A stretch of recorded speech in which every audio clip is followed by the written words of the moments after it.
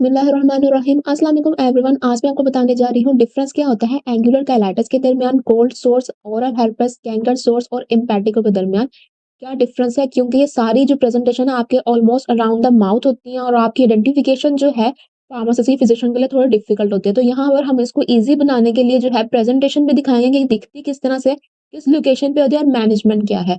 तो don't skip and watch till and. सबसे पहले हम लोग बात करते हैं एंगुलर काइलाइटिस की।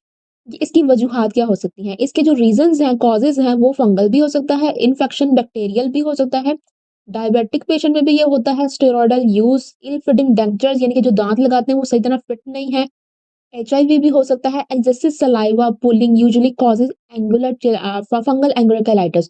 अच्छा, बहुत ज़्यादा जब थूक प्रोड्यूस हो रही होती है ना, बहुत ज़्यादा थूक आ रही होती है मुँह में, बेशक वो किसी मेडिकेशन की वज़ह से हो या पर्सनल किसी जो है वो डिसऑर्डर की वज़ह से हो, तो उसमें जो मोस्ट कॉमन जो लीड करता है ना इस चीज़ को, एक्सेसिव सलाइवा, वो मोस्टली लीड करता है फंगल एंगुलर कोलाइटिस को, ठीक है? तो हमने इसके कुछ रीज़न्स देखे, जैसे fungal, bacterial, diabetic, steroidal, dentures, HIV और एक्सेसिव सलाइवा, यानी लाइक 6 टू 7 रीज़न हमने इसके देखे एंगुलर कोलाइटिस के। अब हम चलते हैं कोल्ड सोर्स। कोल्ड सोर्स के क्या-क्या रीज़न हो सकते हैं? इसको हर्पेस लैबाइलस भी कहते हैं, एचएसवी-1 भी कहा जाता है और इसका कॉज़ भी एचएसवी-1 ही है, यानी ये वायरल इन्फेक्शन की वजह से होता है, ठीक है? ये कोल्ड सोर है। फिर इसी तरह से एक और वायरल इन्फेक्शन है जो आपके माउथ के एरिया में होता है, वो ओरल हर्पेस है, जो क जिसका रीज़न क्या होता है? एचएसवी-1 अगेन होता है, लेकिन एचएसवी-2 भी हो सकता है समटाइम्स, ठीक है? उसके बाद आ जाता है एप्पस अल्सर, ठीक है? इसको कैंकर सोर्स भी कहा जाता है। ये लिंक्ड है बहुत ज़्यादा स्ट्रेस की वज़ह से, ठीक है ना? आइदर आपके जो है वो स्ट्रेस बहुत ज़्यादा ट्रॉमा हुआ है, कोई कोई चीज़ लगी है, फूड एलर्जीज़ की वज़ह से, विगरस ब्रशिंग की वज़ह से, कोई बाइट हो गई है, चीक पे कोई बाइट हो गई है या लिप वाले एरिया पे कोई बाइट, यानी कि आप खुद भी जैसे आप अक्सर खाना खा रहे हो, आपके जो म्यूकस है चीक का जो आपका इनसाइड म्यूकस है वो आपके दाँतों के नीचे आ जाता है। बाज़ औक़ात उस वज़ह से भी हो सकती है। कोई माउथ वॉश या टूथपेस्ट ऐसे यूज़ कर ली है, उस वज़ह से भी हो सकती है, ठीक है ना? क्योंकि जिन लोगों को सोडियम लोराइल सल्फेट से एलर्जी हो और ये चीज़ें जो है वो मौजूद होती हैं, सोडियम लोराइल सल्फेट आपके टूथपेस्ट में मौजूद होता है, माउथ वॉश में मौजूद होता है, तो जिनको सोडियम लोराइल सल्फेट से एलर्जी हो, उनके मुँह के अंदर भी कैंकर स्टोर बन सकता है या फिर आपका इम्यून रिस्पॉन्स भी हो सकता है इसका रीज़न। अब हम चलते हैं इम्पेटिगो की तरफ। इसका मोस्टली रीज़न जो है वो बैक्टीरियल ही होता है, यूजुअली स्टेफिलोकोकस ऑरियस या फिर स्ट्रेप्टोकोकस पायोजेन्स, ठीक है? तो हम लोगों ने ये जो है 5 कंडीशंस जो है वो देखी और जिनके हम लोगों ने रीज़न्स भी देखे। अब हम चलते हैं इनकी लोकेशन क्या है? लोकेशन की अगर हम लोग बात करें तो एंगुलर काइलाइटिस जो है वो आपके कॉर्नर्स ऑफ द माउथ पे होगा, ठीक है? आपके लिप्स के जो कॉर्नर्स है ना उसमें होता है, ठीक है? आपका जो कोल्ड सोर है ना वो आपके लिप के बॉर्डर पे होता है, ठीक है? मोस्टली जो आपके लिप का जो मेन एरिया है ना उसमें होता है, कॉर्नर्स में नहीं होता, ठीक है क्या? उसके बाद आ जाता है ओरल हर्पेस। ओरल हर्पेस आपके मुँह के अंदर होगा, ठीक है? पेशेंट के मुँह के अंदर होगा वो। फिर आ जाता है एप्थस अल्सर, जिसको कैंकर सोर्स भी कहा जाता है, ठीक है ना? ये भी मुँह के अंदर ही होता है, ज़्यादातर आपके गम्स में, आपके चीक्स पे, यानी कि इनवार्ड, ठीक है? चीक के इनवार्ड वाले साइड पे या फिर आपके ज़ुबान के ऊपर होता है। उसके बाद इम्पेटिको की बात करें तो ये around the nose, mouth and can be spread to the face and limbs में भी ये फैल सकता है। ठीक है? इसकी अभी मैं प्रेज़ेंटेशन आपको दिखाती हूँ ताकि आप लोग के लिए आसानी हो जाए इसको गेस करना, ठीक है? अगर हम लोग अपीयरेंस की बात करें तो ये जो एंगुलर काइलाइटिस है ये क्रैक्ड, रेड, इन्फ्लेम और मैसेरेटेड होता है, ठीक है ना? क्रैक्ड हुआ होता है, बहुत रेड सा, इन्फ्लेम, मैसेरेटेड यानी सॉगी सा हुआ होता है।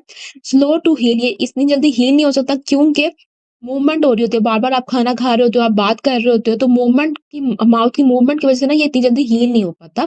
अब हमने बात की कि बैक्टीरियल भी हो सकता है और फंगल भी हो सकता है, तो हम एज़ अ फिज़िशियन या फार्मासिस्ट कैसे आइडेंटिफ़ाई करेंगे कि ये बैक्टीरियल है या फिर ये फंगल है? तो रेड और ड्राई जो होगा एंगुलर केलाइटिस, जो येलो क्रस्ट होगी जिसके साथ, वो बैक्टीरिया की वजह से हुआ होगा, ठीक है?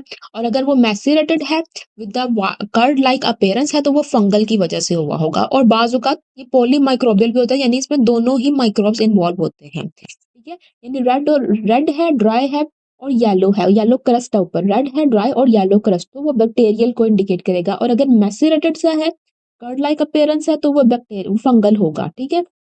उसके बाद आ जाता है हमारे पास कोल्ड सोर।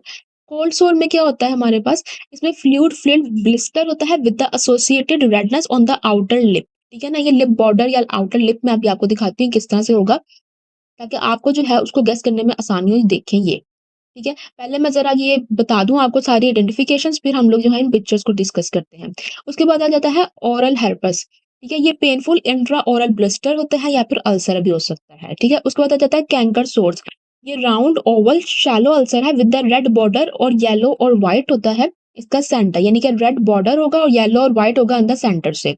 और अगर हम लोग बात करें इम्पैटिको की, तो ये रेड सोर होगा जो कि क्विकली डेवलप कर लेता है crust, Honey coloured crust develop कर लेता है, यानी कि ऊपर लेयर आ जाती है। तो अब हम लोग इसको पिक्चर से मैच करते हैं कि वाक़ई ऐसा है। तो देखिए, पिक्चर से भी हमें पता चल रहा है कि ये देखें एंगुलर कोलाइटस में बिल्कुल लिप्स के कॉर्नर्स पे है, बॉर्डर्स में नहीं कॉर्नर्स पे, ये जो आपका एरिया जहाँ से आप बात करते हो तो ये मूव करता है। ये देखिए ये भी मैसेरेटेड सा लग रहा है। अगर मैं इसको आपको ज़्यादा अच्छे से दिखा देती हूँ, ठीक है? हुँ। ठीक हो गया। तो ये किस तरह से ये मैसेरेटेड सा लग रहा है, रेडिश सा हुआ हुआ है और ये भी रेडिश सा हुआ हुआ है, ठीक है? अगर हम लोग ओरल हेर्पेस की बात करें, सॉरी कोल्ड सोर्स की बात करें, तो ये आपका क्या है, आउटर लिप है, ठीक है? उसमें क्या है, फ्लूइड फिल्ड ब्लिस्टर सा है। जैसे हम लोगों ने इसकी प्रेज़ेंटेशन में इसकी बात की थी कि ये किस तरह से जो है वो नज़र आता है, कि ये फ्लूइड फिल्ड ब्लिस्टर है with the associated redness on the outer lip, ठीक है? तो एग्ज़ैक्टली ऐसा ही है, अगर आपको ऐसी प्रेज़ेंटेशन किसी पेशेंट की नज़र आए तो वो क्या होगा? वो कोल्ड सोर होगा, और ऐसी प्रेज़ेंटेशन नज़र आए तो एंगुलर कोलाइटिस होगा। अब आ जाता है ओरल हेर्पेस। ओरल हेर्पेस जो हमने बात की, मुँह के अंदर होता है, जो भी ब्लिस्टर्स ही होते हैं, लेकिन छोटे-छोटे कितने ज़्यादा ब्लिस्टर्स हैं, तो एग्ज़ैक्टली ओरल हेर्पेस से हमें पता चल गया। उसके बाद कैंकर सोर्स, ये बहुत इंपॉर्टेंट है और बहुत मिस्ड आइडेंटिफाइड होता है, सही तरह से आइडेंटिफाइड नहीं कर पाते अक्सर फिजिशियन या फार्मासिस्ट, क्योंकि इसकी जो है ना, इसको एक नॉर्मल फंगल इन्फेक्शन से बहुत ज़्यादा कन्फ्यूज़ कर दिया जाता है। लेकिन ये फंगल इन्फेक्शन का मैंने आपको अपना जो एंटी फंगल सीरीज़, जो फंगल इन्फेक्शन की सीरीज़ थी, उसमें बहुत अच्छे से दिखाया था कि उसमें कैसे व्हाइट चीज़ी पैचेज़ होते हैं बाकायदा बड़े-बड़े आपके मुँह के अंदर, वो होता है ओरल थ्रश। और ये जो है, ये है कैंकर सोर्स, जो कि बाहर से इसका आउटर एरिया जो है वो रेड है और अंदर से ये व्हाइट है, ठीक है? जैसे हम लोगों ने ऊपर अभी पढ़ा भी इसका राउंड होता है और ओवल शैलो होता है, जैसे पंच हुआ होता है ना, जब पंच किया होता है, ये उस टाइप का होता है with the red border and yellow and white centre. Exactly ऐसा ही है। उसके बाद हम लोग चलते हैं इम्पैटिगो की तरफ। इम्पैटिगो हमने बात की, ये नोज और माउथ के अराउंड होता है ज्यादातर, ये इस एरिया में बहुत कॉमन है, इस एरिया में आपको पता चल जाएगा बहुत इजीली। और ये देखें, अगर इसको हम लोग मजीद क्लोजअप करते हैं तो हमें पता चलता है कि इसके ऊपर जो है वो क्रस्ट डेवलप हुई हुई है, ठीक है? ये व्हाइट से येलो से जो है हनी कलर की क्रस्ट डेवलप हुई हुई है, ठीक है? और ये इसकी बहुत ही कॉमन आइडेंटिफिकेशन है कि ये किस तरह से जो है वो नज़र आता है इम्पैटिगो, ठीक हो गया? उसके बाद हम लोग चलते हैं फर्दर ऑन, कंटागियस है कि नहीं ये? ठीक है? तो सबसे पहले हम लोग देखते हैं एंगुलर कोलाइटिस, ये कंटागियस नहीं है, ठीक है? अगर हम लोग कोल्ड सोर की बात करें तो येस इट इज़ कंटागियस, क्योंकि एचआईवी से फैलता है। इसी तरह ओरल हर्पस भी एचएसवी से फैलता है, वो ज़्यादा कंटागियस है। हालाँकि ये भी बैक्टीरियल है, लेकिन वो जो है वो फैलने के खतरनाक ज़्यादा है ये, ठीक है? जो कैंकर सोर है, क्योंकि मैंने आपको बताया कि बालों का चीक बाइट की वजह से, या किसी टूथपेस्ट को इस्तेमाल करने जिसमें से आपको ऐसा इंग्रीडिएंट हो जिसमें आपको एलर्जी हो, या कोई भी ट्रॉमा हुआ उस वजह से, तो कैंकर सॉर्ट होता है, तो ये कोई इतना कंटागियस नहीं है।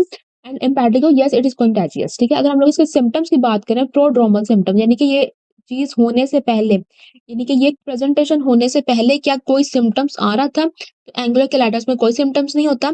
कोल्ड सोर में येस, जो एरिया में जहाँ ये बन रहा है ना, अब इसके बनने से पहले इचिंग होती है, burning, tingling symptoms 6 to 40 hours और 48 hours before the skin eruption, ठीक है?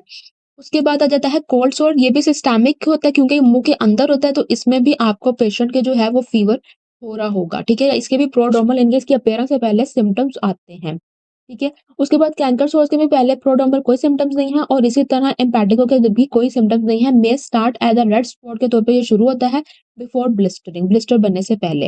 अब जब ये बन जाता है तब क्या प्रेजेंटिंग साइन्स है, वो बहुत इंपॉर्टेंट है।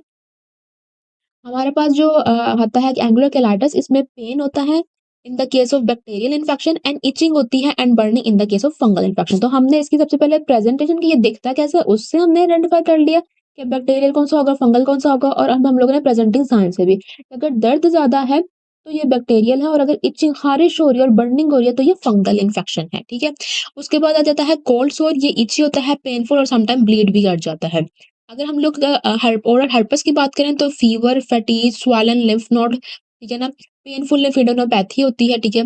इसके अलावा पेनफुल ब्लिस्टर, गला खराब हो जाना, ठीक है ना?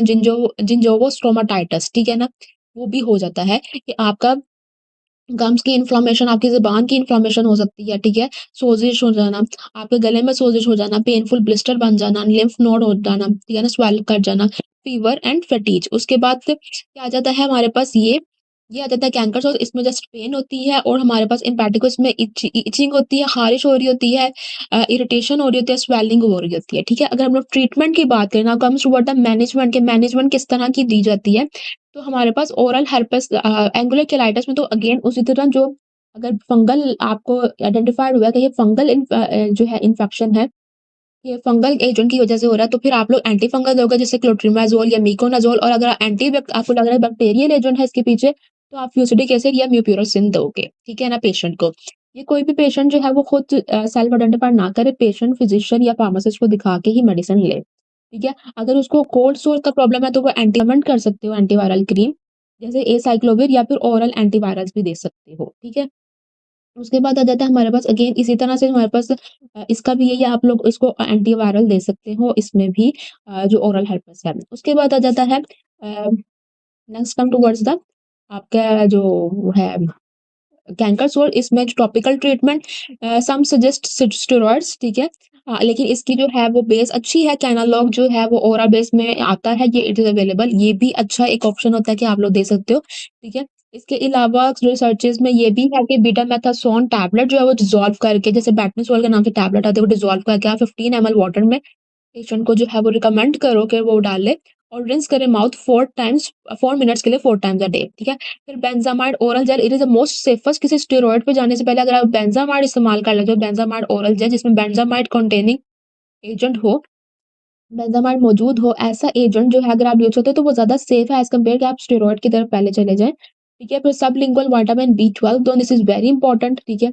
उसके बाद आ जाता है यहाँ पर हमारे पास इम्पेटिगो का ट्रीटमेंट बहुत फेमस है, फ्यूसिडिक एसिड या म्यूप्यूरोसिन, ठीक है? तो दिस इज़ ऑल अबाउट कि किस तरह से, क्योंकि आइडेंटिफिकेशन बहुत मुश्किल होती है फार्मासिस्ट के लिए, फिजिशियंस के लिए समटाइम्स बहुत मुश्किल होती है। तो ये उसको आसान बना दिया गया है, ठीक है? अगर आपको कोई भी क्वेश्चन हो तो आप मुझसे कमेंट्स में पूछ सकते हैं, फेसबुक पेज के थ्रू भी कॉन्टैक्ट कर सकते हैं। अगर आपने कुछ भी लर्न किया तो मेरे चैनल को ज़रूर सब्सक्राइब कीजिएगा, अपने फ्रेंड्स के साथ ज़रूर शेयर कीजिएगा और लाइक बटन को ज़रूर प्रेस कीजिएगा। अंटिल नेक्स्ट वीडियो, अल्लाह हाफ़िज़।